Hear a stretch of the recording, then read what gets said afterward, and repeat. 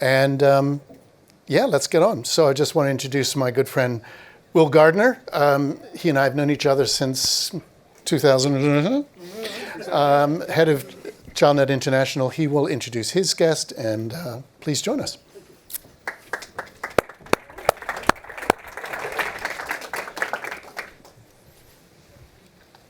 Thank you very much, Stephen, for that kind introduction. That was exactly the year. I remember it very well. Thank you. So I'm Will Gardner. I'm the CEO of Childnet, like Stephen said. Childnet's a children's charity. We're focused very much on helping to make the internet a great and safe place for children. We're also part of the UK Safer Internet Centre. I know there's some of the Safer Internet Centres from the EU dotted around in the audience today. But it's not about me.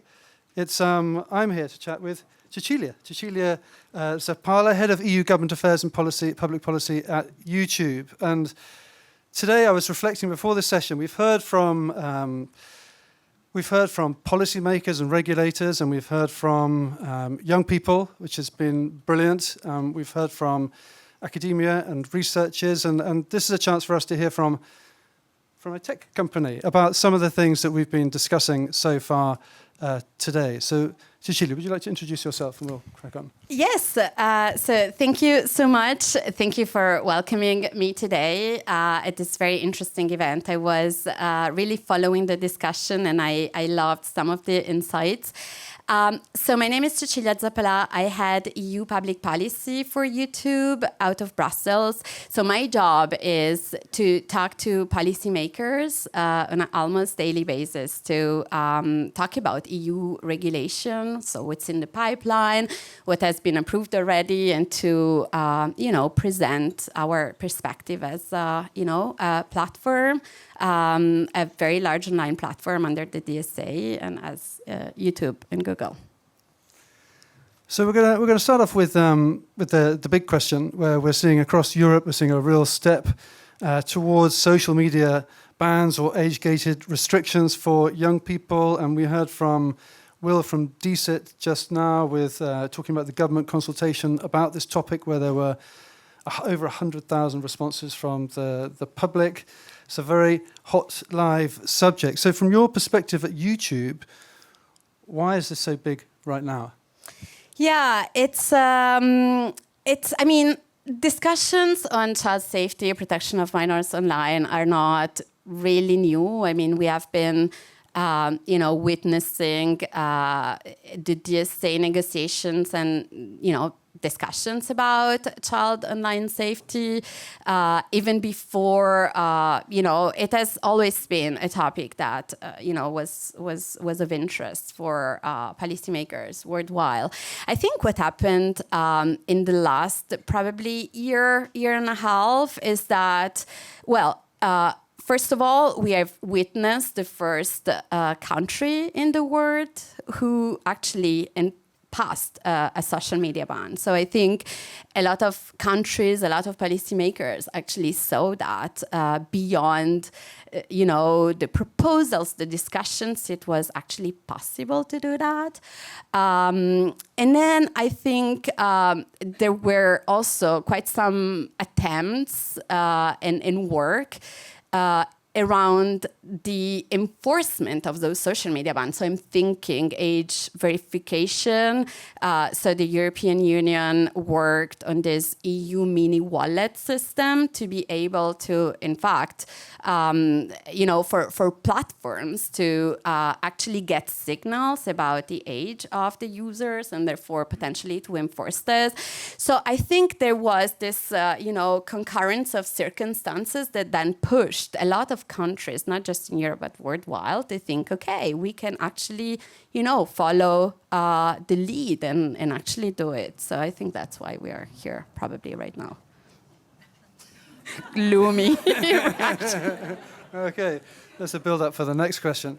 So there are not many voices for the status quo right now. People are expressing the need for change, and for those who are not for an outright ban, there is the talk about ban on specific features and services. And Sarah, in the research just before, in the previous session, spoke about 75% of parents and carers and of children think that there should be special children's accounts on social media services, which I thought was interesting, kind of emphasizing that view.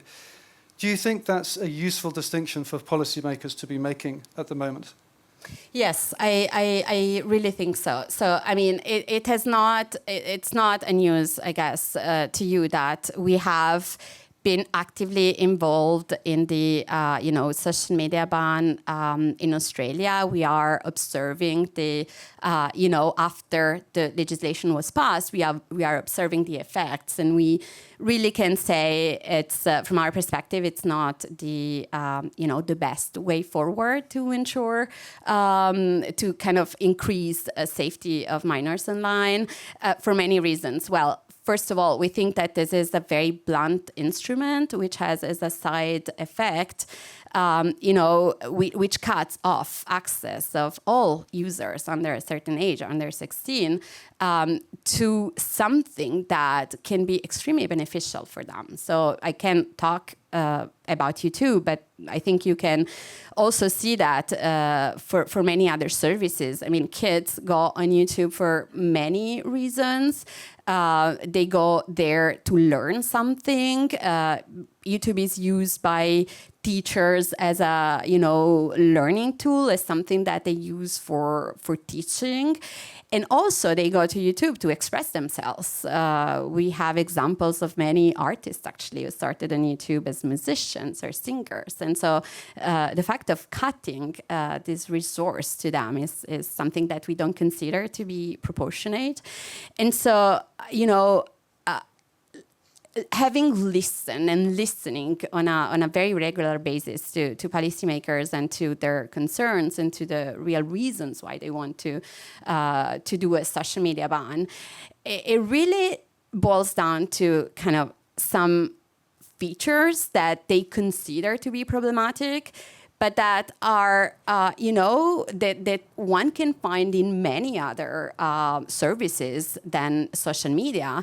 And so we thought, okay, but then let's just focus on those features and let's age limit those features. Let's ban those features instead of banning services overall, which can be, as I said, counterproductive. So features, I'm thinking,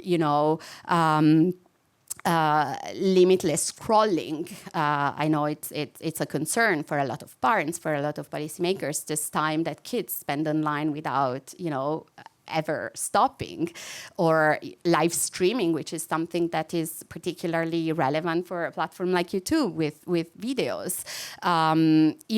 So we really are trying to have a more granular conversation as to what are the features, the things that constitute a problem on platforms, and let's address that instead of banning services overall. In some of the remarks we've heard today, we've heard people talk about recommender systems, and we've heard, in Russell speak earlier, we've heard the young people talk about, one of the young people talk about their concerns about toxic masculinity spreading wider, and Tende, one of the TikTok youth panel, spoke about this too. Recommender systems have become a big part of this discussion. So in terms of features and what can be done, what responsibility do platforms have when it comes to shaping what young people see and consume? Yeah, no, recommender system is a big one. It's something that comes up almost every meeting I have with various policymakers because the algorithm is, it's not transparent, or at least policymakers have the impression that the algorithm is something that is this black box. They don't know what's going on. But I think from the YouTube perspective, what we try to explain is that recommendations can also be a tool for an age-appropriate experience.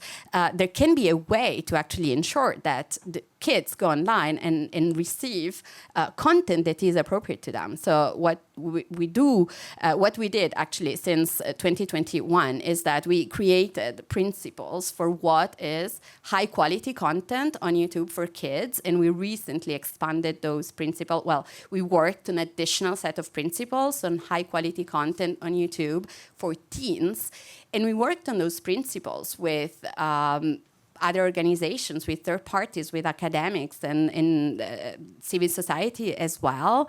And so what happened with this principle is that we fit them to creators on YouTube and to show them this is what we consider high quality content for kids and teen look like. But we also inform the algorithm with these principles in order for the algorithm to surface content for children which is considered age appropriate and high quality. So I think it's something that recommendations really need to be seen as a tool rather than a problematic feature that should be somehow limited or addressed. In terms of YouTube Shorts are often mentioned in conversations about engagement and screen time. How has YouTube approached concerns around young users and short-form content? Yeah, Shorts is another one that comes up all the time. And I'm sure for some colleagues in the room, it's not only for YouTube, but it's for other services as well.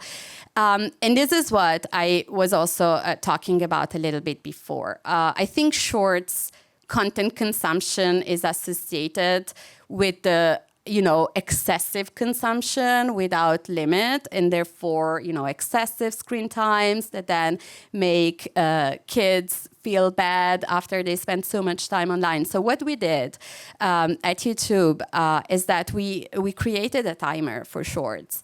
And what I'm quite proud of is that not only we created a timer, but we kind of put this timer in the parental controls on, supervised YouTube, and we actually allow parents to set this timer to 0. So parents can say, okay, my children, parents and guardian can say, my children shouldn't, watch any shorts, and so this timer gets to 0. So it's just about living and allowing the different families and different, level of maturity of kids to be taken into account while setting specific rules that make sense for the specific individual situation. And the first panel we had today, we had Bernardo from the Belgian regulator, and he was giving the example of the medical industry, how people want products to be safe before they go into market, and parents and carers clearly want services to be safe for children before they use them, not for them to have to make those services safe. And that points more to an approach where there are default protections on, rather than tools for the parent and carer to have to set up. Do you see companies responding to this? This direction, this call? Yeah, I think it's important, and I think it makes a lot of sense when policymakers say it shouldn't be all the burden on parents and guardians to create a safe experience for children online. It's fair enough. So I think it's important that we have baseline protections that are on. In the case of YouTube, for all users under 18, we do have protections that don't depend on any supervised use of YouTube or YouTube Kids or anything like that. So certain type of content is age-gated. Under 18 years old means it's not presented or shown to kids, even if it's not against the rules of YouTube, just because it's inappropriate for children. Or, we have reminders to take a break or go to bed, which are on for all users under 18 years old. We do have limitation on recommendations on certain type of content, which again is not harmful per se in itself, but can become harmful if seen over and over. So we limit recommendations on this type of content. So content that idealizes or compare body features, or content that portrays bad behavior from kids, like cheating on a school exam, or this kind of thing. So I do think it's very important to have those default protection, which don't depend on the activity of the parents or guardians. But it's also important, I think, to leave a little bit of margin of maneuver, again, to fine-tune the experience depending on the age of the children, depending on, again, the level of maturity, the preferences of each family. So I think the two things really need to be seen together.